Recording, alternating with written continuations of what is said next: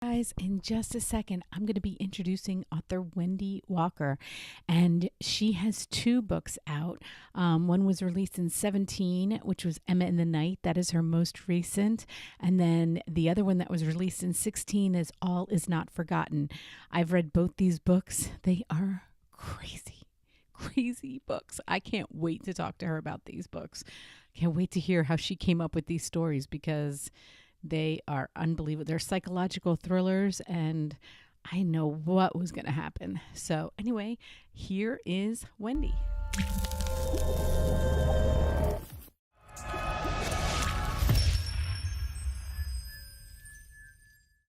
Hi, everyone. I am so excited today to be speaking with author Wendy Walker. And we're going to be talking about both her books. Her newest book is called Emma in the Night. And she's going to hold up the cover because I love the cover of this book. Look at that. It's a great cover. Oh, my gosh. And the first book of hers that I read, which came out in 2016, is All Is Not Forgotten. And she's got a copy of that, too. And this is the paperback. Yeah, the paperback just came out last year too, right? In 17. Yeah. So they're both great covers, but oh my gosh, Wendy, these books, somebody was like, did you ever read her books? I'm like, no. And I read it, I'm like, oh my God. Oh, that's so nice. Yeah, and isn't it nice to know that all is not forgotten? Like everybody's still out there and it's still got a good buzz going. Yeah, and it's great. Great. Yeah, I love seeing that for authors. Because it's not just about your newest, but then it takes people back probably, as your new one comes out. To read the first one, or if they read All Is Not Forgotten, they read the second one. So that's been nice. And they're very different books, but they have the same feel, I think, the same. Yes. So. Yes. And All Is Not Forgotten, is that? Yes. I also was listening to it, and the guy who does it, Dylan, oh my gosh, like, he was crazy. Yeah, he's good. He's really good. Yeah, he like takes on those characters, and his voice tenses, and I'm like, his voice like gets faster and faster. Yeah, he did a brilliant job. He really did. Yeah, I love doing both. I mean, I'll go back and forth on them, but the audio sometimes is just, especially now, because they're kind of like actors and they're like acting it out, and it's such a different way of of experiencing your book. So let's see. I have to take my characters back. Let's talk about Emma in the Night. Sure. Okay, so first of all, I read that you're a lawyer, and I always find that really interesting because I spent the first half of my life, my before kids life, as a legal secretary. And I worked all over the country, but the biggest firm I worked for in DC, we did all Supreme Court cases. It was a huge law firm, and it was a really fun part of my life. So when I see that an author was a lawyer first, it's like, wasn't it a fun part? Was it a fun part of your life? Yeah, so I had two different parts of it. First, before I had kids, and I did commercial litigation, sort of similar to what you did, bigger cases, appellate cases. And then I did a little bit of work for the ACLU, so that was interesting too. It was Supreme Court and appellate level cases, really just writing briefs and not really dealing with clients per se, not billing clients. It's a very different feel. And then working in Connecticut years later in divorce law. And that's really what sparked my interest in psychology, and it gave me a lot of the foundation for the issues that are in some of my books. And that was a very different experience. It's very much in court and dealing with, motions, small matters, but very emotional matters, a lot of client interaction. So very different. The law, I think practicing the law can be, apples and oranges and bananas. And, it's like so many different varieties and different work environments. So it was interesting, but for me, still having kids at home, I still do have kids at home. It was always this sort of fantasy to make it as a writer, because I love to write, first of all, but also gives me that flexibility to be home with my kids. And as a single parent, it just, it was really important to me to have that flexibility. So. Yeah, I felt the same way too. I loved working for law firms. I mean, I had so much fun. But I started off in the beginning working like domestic law. And then when I started working for this huge, we were stationed in D.C. My husband at the time was in the military, and I started working for this huge Supreme Court. It was such a different feel. Like I said, no clients, no, but I learned so much. And you know what? My job became obsolete. There are no more legal secretaries because of computers and, so I've raised my kids. I still have a couple at home, but I have 6 children. And as I was raising them, I was like, well, I'll just always go back to that until it's not there. And then you're like, oh. Exactly. But you anyway. reinvent yourself again. Yeah. Yes, exactly. But I did okay, in M in the Night, I mean, that was such a roller coaster for me. Like, I can't tell you. I mean, I had no idea. And when we're talking about thrillers, we can't talk much because I don't do spoilers. So we just talk around things. Yeah. Because I want everybody to experience this book, because I thought it was going one way and then it just took this sharp left. Yeah, sure. So I actually came up with the idea for the book, the initial premise, which was, how interesting it would be to explore what it was like for someone who'd been abducted or taken away and then to come back. So that was the initial impetus. And then I started thinking about where this person had been, or maybe there were 2 of them. And then I came up with the ending. And when I came up with the ending, I then restructured the entire book for that ending because I wanted that ending. That was the ending that, and sometimes you're coming up with a plot. Sometimes that happens. You come up with this ending, and you just think, okay, how can I build a book to get to this ending? And sometimes it's a premise, like with All Is Not Forgotten. The ending, I had 3 different possible endings. That book, for me, was more about the issue that I was trying to explore, and then all of this psychological fallout from this event that happened. So for me, the endings for all the characters was sort of less important than the journey. But with Emma in the Night, I wanted that ending to work because, and then when I came up with the using narcissistic personality disorder, it fit into that ending so perfectly. And I knew I needed to have some sort of psychological issue that was at play in this family, because I find it so interesting to really, really delve into those issues that most people don't know that much about. We think we do, but then we don't. And every time I give a talk on narcissism, there's this great surprise in the audience when not at the sort of outward behaviors that we're all very sort of well versed in, but what lies beneath it, what's causing that behavior, and how it can run in families and the cycles of it. And that's the part that I found interesting when I learned about it, and I knew it would help facilitate my ending. And it's been fantastic talking about it to book groups and library events and whatnot, author talks, because it is something most people don't know about. Yeah, and what I thought my mom passed away a couple of years ago, but before she passed away, she had me when she was 16, right? Wow. And so as an adult, we've had our issues, whatever, and somebody said to me, you should read this book on narcissism. I think your mom's a narcissist. And I was like, I'm not even kidding. I was like, what? Wow. But because I look at it, the stereotype is men. I always thought. And it is, there's a disproportionate number of men who have it, but women can have it as well. Right. So when I was reading it, because I didn't know that that's what it was going to be about. So as I'm reading more, I was like, oh my God, my mom was so much like, I've had a lot of people say that to me. Yeah, because you don't, of course, because it's so, as you were saying in the book, like the symptoms of it are so, you can't like put your finger on it. And that's why it's so hard to because you're like, she's weird, she's different, she's, like I said, we were so close in age. People would say we were sisters and she'd like that. Yeah. But I didn't realize, like it's just kind of what I grew up with. And so you don't realize it. But every once in a while you would put a line in there and I'd be like, okay. My God, you like hit it. So it was good. I'm so glad. That was really my goal, was to, and I've had a lot of people tell me like, oh my God, that's exactly what it felt like growing up. And the research I did was I had my foundation of research from my law practice and my training that I got to be a guardian ad litem, which is in Connecticut. Those are lawyers who represent the interests of children in custody cases. Yes. So they teach you all about these personality disorders, so just enough that you can know when you might be seeing one.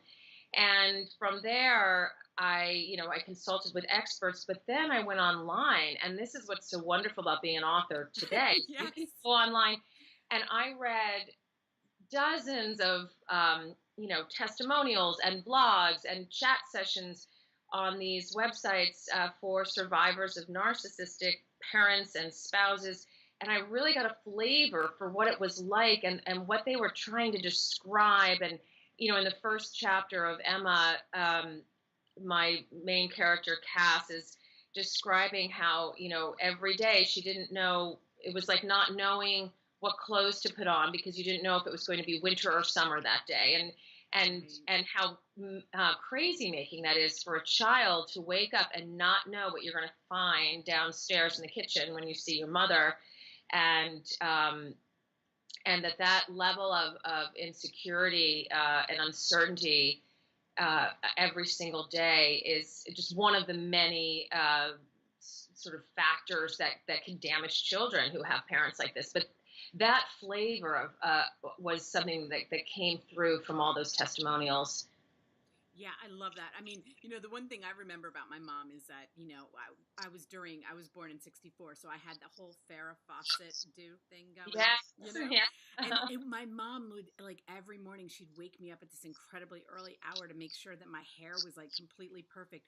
But then on days when she didn't, like, I'd go to school, like, she would be like, no, I don't care about your hair today, and then I'd go to school with this, like but it was up to her in a very late age. Like, I would tell my friends, like, well, my mom didn't do my hair today. They're like, what are you talking about? Like, just those little, but that's what I loved about this book, because it's not big things. It's little things that you don't know that it's different, because that's how you are. That's how you're raised. You don't know. Yeah.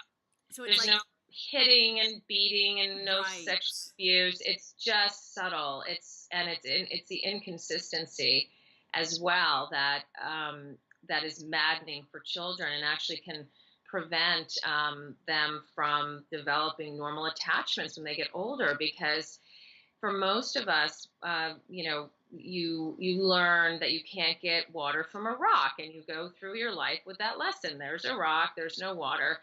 But for children who grow up with parents with these types of personality disorders, sometimes water comes from the rock and sometimes it doesn't. So, they grow up never having this base of knowledge of how to choose partners and friends and when to stop trying, when to realize it's a rock and there's no water. I mean, it's maddening, and it causes profound insecurity in children. Yeah, well, you had this line in the book, and this doesn't give away anything, so I can say it. Okay. It was I like burst out laughing when I read it, because she had given Cass an outfit to wear, and then the psychiatrist, the psychiatrist woman, the forensic psychologist, she was there. She said, like, oh, I'm glad you found some clothes, and her mother's like, well, I went through a heavy stage, and I burst out laughing because I remember after I had my 6th child, I was having like a graduation party or something for one of my older children, and somebody said to my mom, like, oh, Michelle looks really good today. And she's like, really? Because I could have sworn I thought she put on 3 pounds. Yeah. And I was like, and I turned around like to say to her, 3 what? 3 pounds? What? Yeah. What is that mean? That was, those are the things, like when you're writing and you don't know exactly, but then the moment comes up, like, okay, she's got to get her some clothes. And then you're like, what would a narcissist do? She would give her like these clothes from her closet and then say they were her fat clothes, like that's what she would do. So as you're writing, and this is, what I think causes great anxiety in writers, because you don't know if those moments are going to come. Right. But you have to fill the pages and find them, and that's like. Yeah, and that from, speaking to me as somebody who knows, like, I was like, I burst out laughing. I mean, you hit it dead on, because it has to be about them. It has, Well, you didn't, what people don't realize is that it always has to turn back to them. It, Yeah. in a very subtle, like you said, subtle way. But it was a perfect line. So, which is why your mother sometimes did your hair, because some days it suited her and what she needed to feel that day to have you go to school with perfect hair, and on other days it wasn't important to how she was feeling that day. Yep. So she didn't care if you went to school. It wasn't about you and your hair and how you felt going to school and how you looked. It was about what she needed to see in you or to feel about herself that day. And that's the typical narcissistic parent right there. Yeah, and she got to decide my hair up until I graduated from high school. So when I had my daughters, they were like 4 and they're like, I want my hair cut. I'm like, okay. I would take, like, whenever I want my hair purple. Yeah. Perfect. Let's make your hair purple. Yeah. Because we always try to change, that's what we do as parents, Yeah. But anyway, so that, okay, Cass is like, when you're writing it, the tension. I mean, I love talking to women who write thrillers because I love, like, a romance story. It's like, yes, you go on a ride, but with a thriller, it has to be that, like, you turn the page and you're like, what? Like, it's like, how do you come up with outlines that, like, it's hard. Oh my gosh. It's really hard, and especially with thrillers, and these, especially with the psychological thrillers. And I'm in the midst of this now, and writing the third one. Is trying to. There are some thriller writers who write procedural, like something's happened and they're solving a crime, and then there's the kind of suspense that's really backstory driven. Deep dark secret, and is someone going to find out? And then there's a mix of the two, and there's all these different ways to build suspense in a thriller, and finding the right blend is really challenging. And especially when you're an author, then you have your agent and your editors, and everybody's trying to figure out how to please your old audience but build a new audience, and what's hitting the bestseller list, and what, how can we get a bigger audience for you? And so you start to then, the freedom I had in writing All Is Not Forgotten, has really been sort of, compressed, because now my readers want what I've given them before, but then other readers, maybe want more forward action. So there's always that challenge. But I think for me, as I try to think about like a big twist, and then I try to build backwards from that, and so that it's layered. And this is the balancing act for, I think, any thriller or suspense writer, is that you want to have enough clues that the reader can go back and say, oh my God, it was there, and I missed it. But you don't want to have it enough that they guess the ending. And it's such a difficult, that is your challenge. That is like the biggest challenge in going into the book. And yes, you need character development, and yes, you need everything to make sense, and you have to get your forensics right, and you have to keep the suspense building and the action going. But the biggest thing you have to do is have that ending they didn't see coming, but it's not what I call the evil twin surprise ending, where you're like, I never could have guessed that because I didn't know this person had an evil twin. Or it was all a dream, things like that. Right. Me, I'm like, wait, I could never have guessed that. That's just out of the blue. There were no clues. Right. And that, I think, makes readers upset. So you have this whole balancing act to do that's, I don't know, very challenging. Yeah, and it's not like that, because what I loved about in Emma the Night, well, both of them you use psychiatrists as a character, as a pretty main character, okay?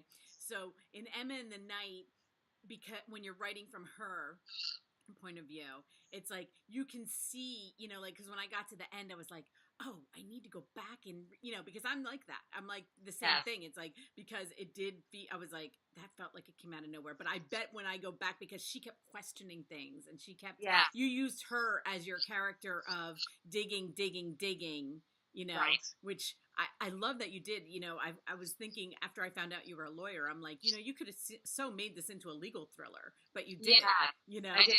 Yeah. And actually, that's the thing I try not to do, is make them too procedural, because it's not the genre that I'm writing in.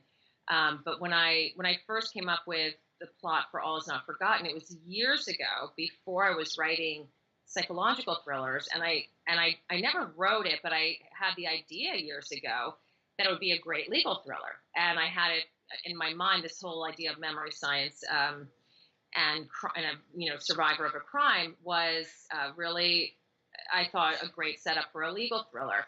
And then long story short, when I was encouraged to write a psychological thriller, I pulled that idea and reconstructed it as a psychological thriller, and it's a completely different way to tell the same story, really.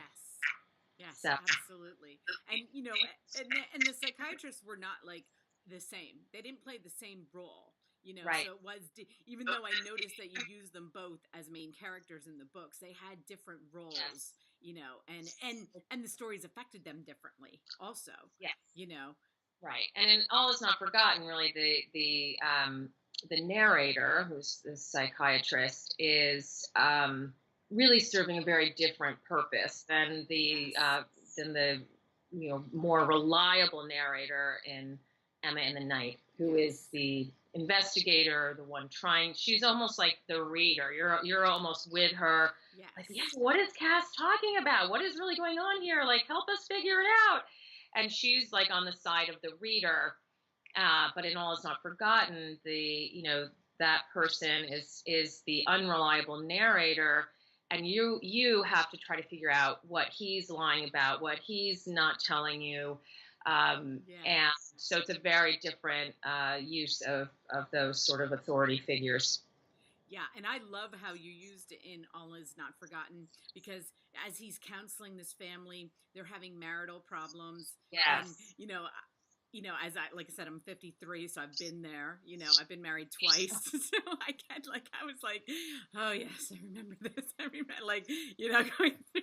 I'm like, she gets this. She understands this. As that I thought it was a good thing to put in there. It built suspense, but it also was like, relatable. Yeah, trying to make it relatable. So that book actually. So I had this idea up, and it's interesting when I talk to young writers about how to build a plot, and this is what will happen. You'll get an idea, and it will either be an ending, a really cool ending, and you build a story around it, or sometimes you'll have just a flawed character, and you want to build a story for the character.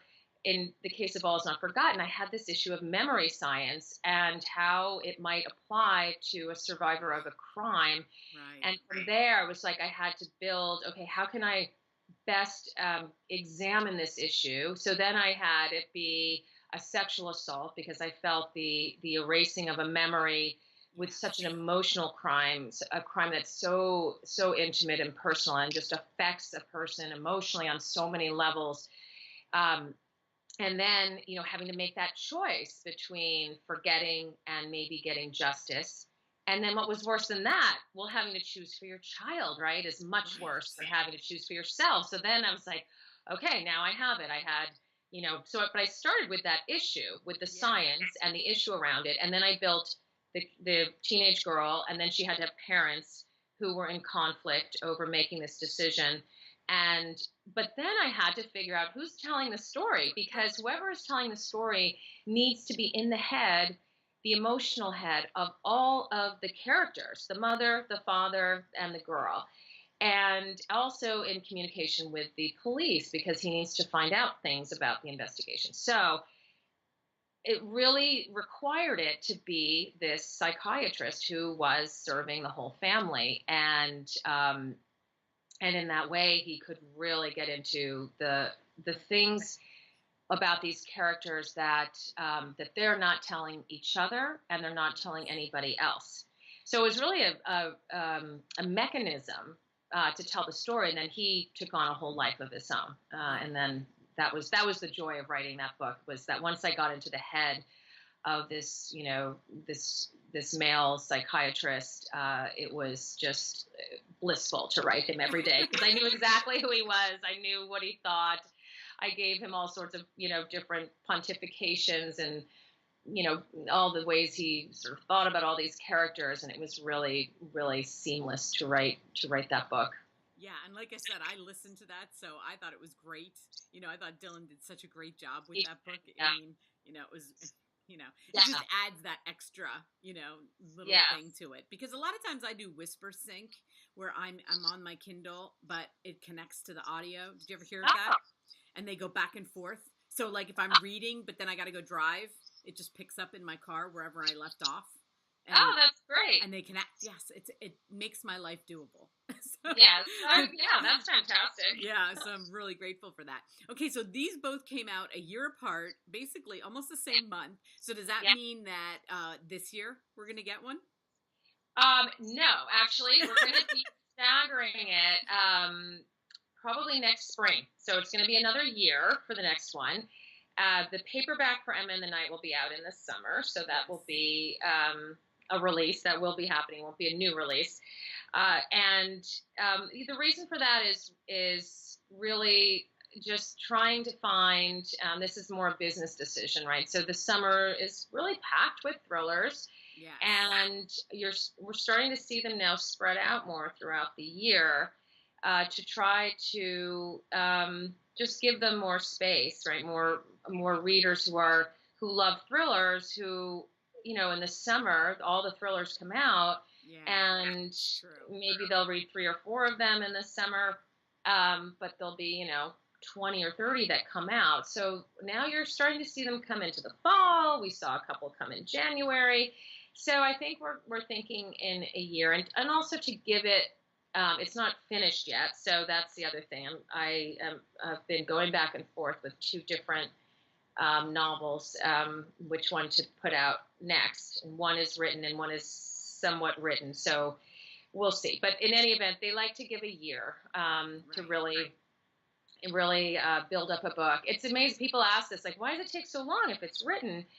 And there really is this long lead time to publishing to really do it effectively. You have to get a lot of reviews. You have to get them out to the independent bookstores. It takes them a while to read. I mean, these, all the reviewers, all the authors were going to offer blurbs, all the book bloggers. Yes.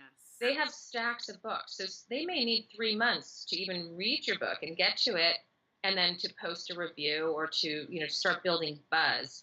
So you really need a long period of time once you have that finished manuscript to get the base of support for the book, because now the name of the game is pre-orders. So most of the books that are coming out that hit the New York Times list like right away, those are all pre-orders. And so all the orders that take place before the pub date count on the pub date. Right. So, when you see like a new debut thriller hit the New York Times list, that book has gotten huge support throughout the year and pre-sales through all the independent bookstores, Barnes & Noble, Amazon, Target, Costco. They've all placed these, big orders because of buzz, because of reviews from bloggers. And so all this stuff behind the scenes that most readers aren't aware of, there's a whole business side to it. And that's why there's so much lead time. Yeah. Which is frustrating because you write it and then you sort of forget about it and you're on to your next project and you go back and you're like, oh yeah, I got to get back into this book. And, remember what this book is about. And yeah, so there's a business side to it as well. Absolutely. What shocks me sometimes is I'll ask an author for a review, to do an interview. And then I go back because I think I'm going to read one book of theirs. And I go back and I'm like, wait, you have a book coming out in like 2 weeks, but it's already got 500 reviews on it. Like, I'm like, how are all these people getting these books? So then, I have to get it that way. But I never realized, because until you go on there and see that they're, it's just a pre-order, that it's not released yet. And yet they have so many reviews and so many, and that is how they come out. And then it's like number one, Yeah, it's amazing. And there's a whole cottage industry now of book bloggers. Yes.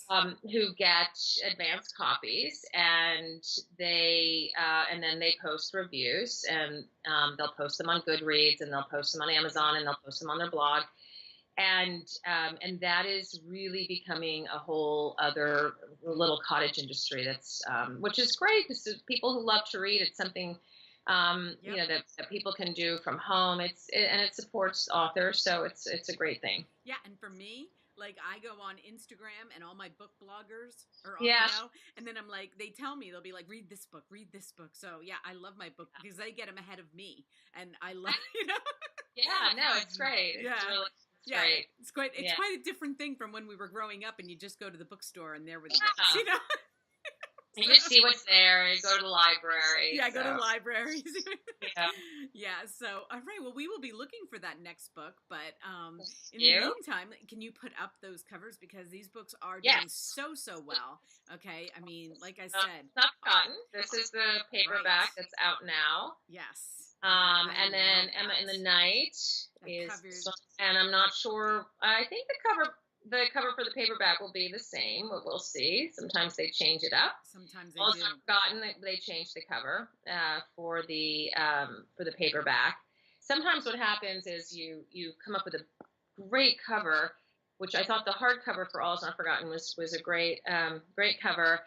And then when it came out, there were probably 10 books that came out that summer that had the same color scheme. This was gray and black with this bright orange red writing on it, and there were at least 10 books with that color scheme. It just became like the new black for this season, and so now with the paperback they changed it up a little bit. So that's a business decision as well, I think.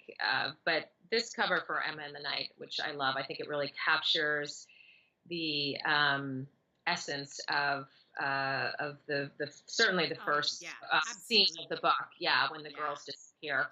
So and you know what? An author told me that even about titles, like her book had come out, and her book had the word "little," the title, and then at the same time there were like 5 books that came out that had "little" in the title. Yes. And they didn't realize like that they were all hitting and then it's like go back, rework title, So it's funny that you said that. I never thought about book covers being like, because if there's going to be like 5, you walk into Barnes and Noble and there's 5 black. Yeah. Well, even now, I mean, coming up with titles, everybody went from the girl books to now there's the woman books, Woman in the Window, The Woman in Cabin 10, there's and then the lie books now. Lie books, yeah. Big Lies, Every Last Lie, which are great titles, but then they're so great that people then, start using with the lie, the lie books, and then we'll see what's next. So I feel like the lie books just there are trends in titles, and you want to sort of hit them, but then you don't want to hit the end when everyone's sick of them. So, it's but that's all business stuff too. That's where you rely on your publishing team to know what's what. So absolutely, and you just do your writing, and you try to just do your writing and let it go. Just let it go. You just call it what you want. And hope for the best. So well, I am so happy that we got to talk. You are me too. Thank you. Amazing writer. So I'm really happy that I found you, and we'll keep up. When it's coming out, just let me know, and we'll. Yes, I will for sure. All right. Have a great day. Thank you so Wendy. much. All right. Okay. Bye bye.